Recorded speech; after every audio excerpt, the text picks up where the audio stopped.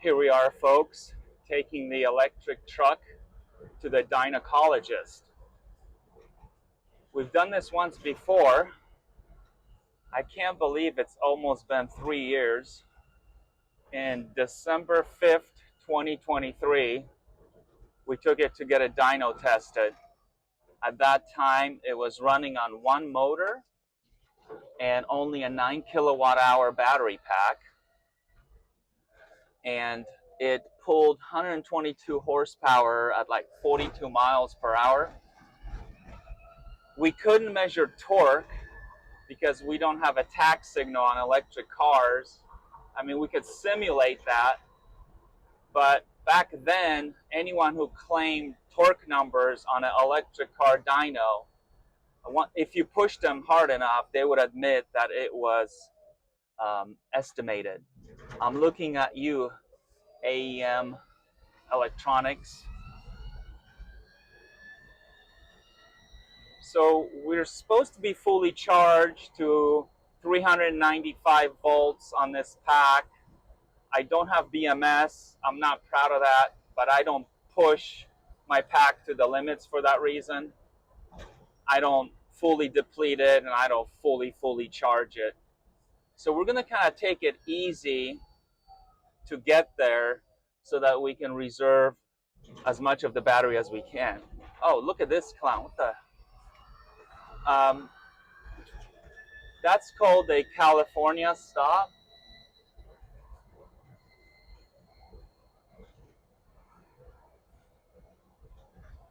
She's obviously native.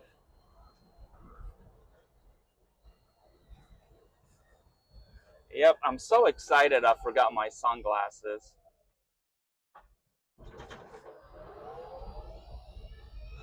Other than the mirror not staying up and my visor being broken, the truck is running great.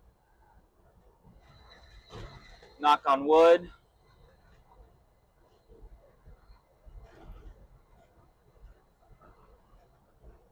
I hope it pulls north of 200 horsepower. 225 would be nice. It would be in line with what Damien achieved when he dynoed his Lexus GS450H conversion. I don't want to misspeak, but I think it was in the LandYacht. He sort of had a hodgepodge battery pack, half BMW, half Nissan Leaf, I think. This time we're going to test this truck with two motors and two BMW 530e hybrid battery packs in parallel. Each one of those is 12 kilowatt hours for a total of 24 kilowatt hours. And I know the watt hours isn't where the power comes from. I get it. That's the capacity, but that's how I'm describing these packs. When we did some test pulls in Arthur's Jaguar XJR, I think we saw amps as high as 500 amps. So if you want to do some quick maths of, let's say 390 volts times 500 amps, what the power is, output of the inverter, that could put us in the ballpark.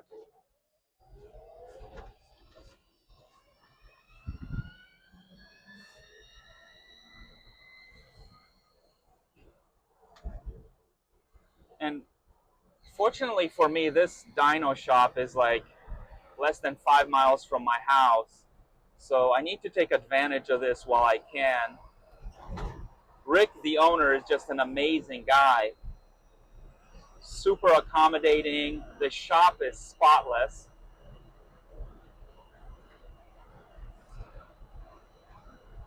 So going about 40 right now. I'm not sure if you can see my gauges.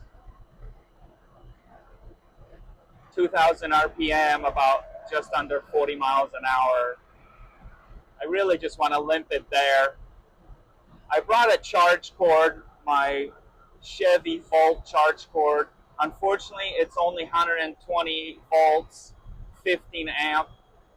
So for some reason, after the battery pack upgrade, I can no longer charge on 240 volts and 30 amps. It's on the list to figure out why.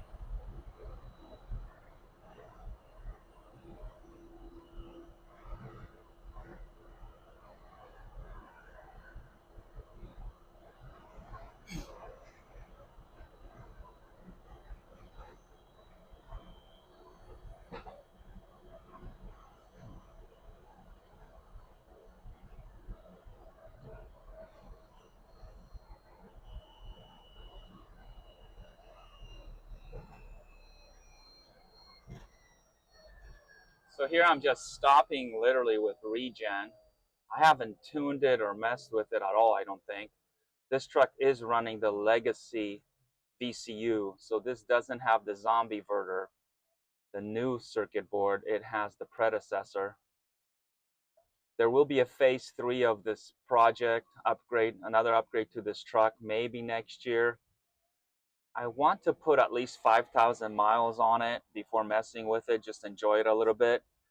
My current odometer says 2,600 miles, but I know I have way more miles than that because there was a point where I had to send in my speedometer to Intellectronics to get it repaired. Something was off with it, and they fixed it. They stood by their product. Cheap products, but at least they were reasonable and, you know, fixed it rather than making me buy a new one. So I'd probably put on like 500 miles while the speedometer was not in the truck.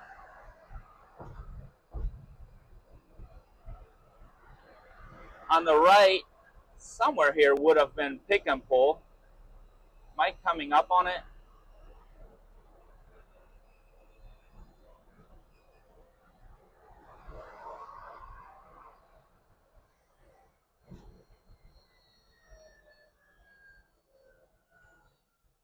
Okay, I'm coming up on a junkyard that we call pick and pull, and it's the type where you can get the parts yourself. So you pay $3 to get in, go in there.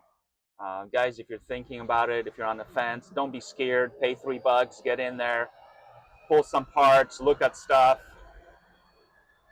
before they stop doing this. I'm pretty sure the lawyers will make them stop the public from pulling their own parts. So this thing was like, what, 2 miles from my house?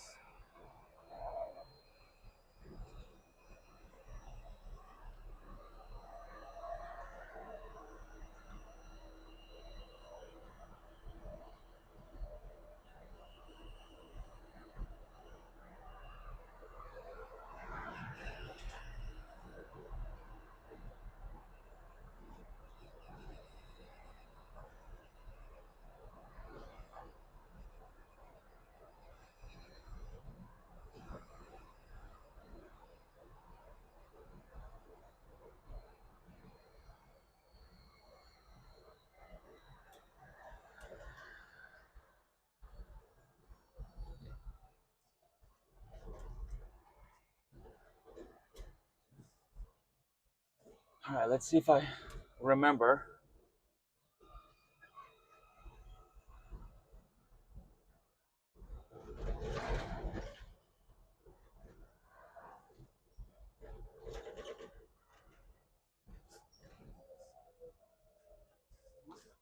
This looks like it might be it.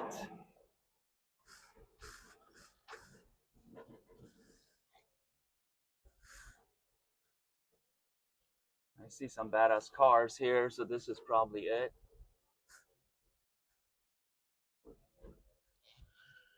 We're gonna park it, go shake some hands, and then he allowed me to video record in here, so I'm gonna come back out and start recording.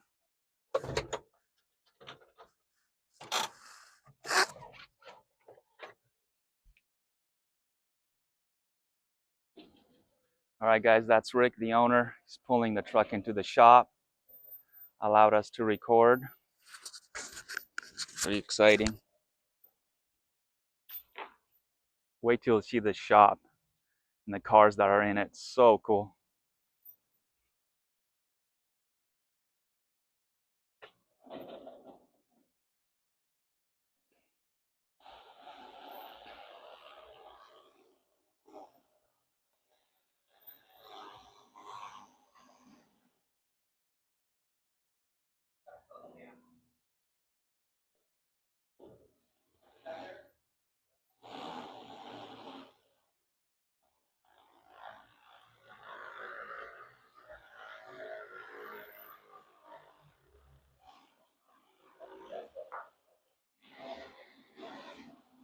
Look at this thing.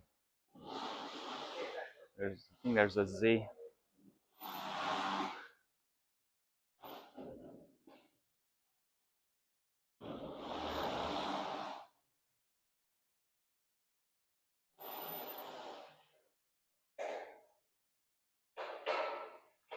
Whole Shot Performance in Rancho Cordova, aka Sacramento, California. Great shop.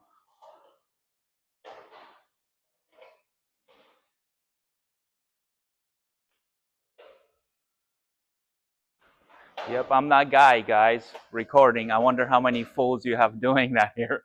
But I asked him for permission, so hopefully it's okay. Give you some advertising on the YouTubes. Not like you need it.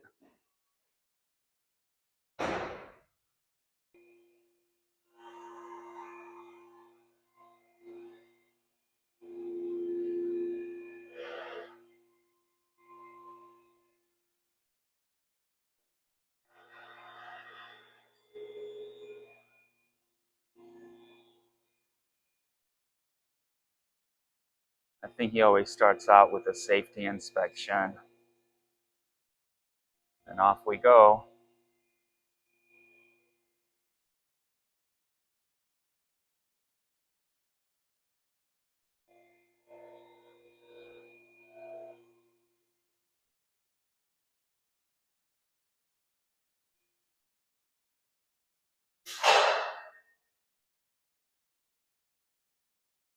See if I can bring you guys under here and show you what kind of a hack job I did on this undercarriage. It actually looks pretty clean. Hard to tape under here with a phone.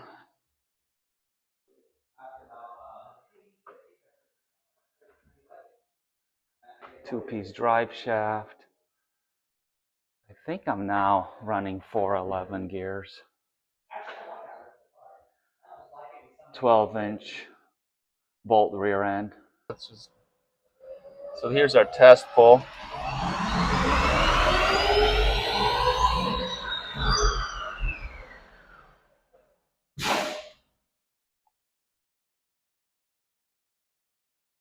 $230. Ooh, let's get it to 250 and I'll buy you a Costco pizza.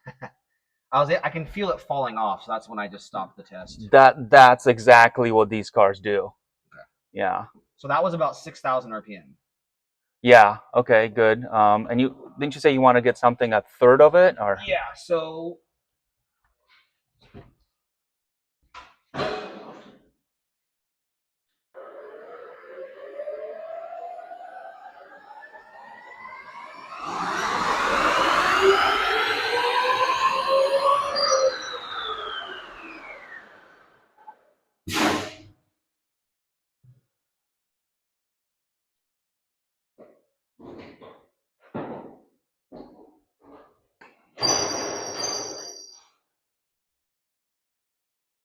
$230 horsepower.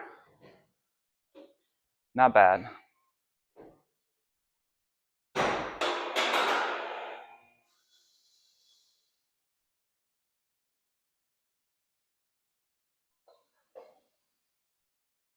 Cleanest shop I've ever been in.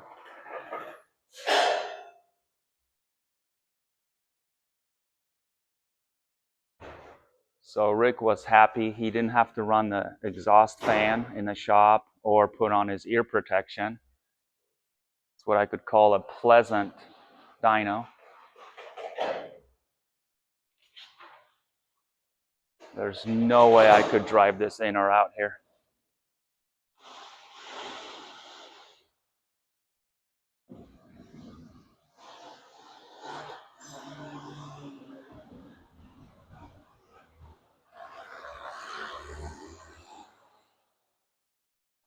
There she goes. We'll be back in a year or two and do phase 3 with a Lexus LS600H inverter, hoping for 300 horsepower.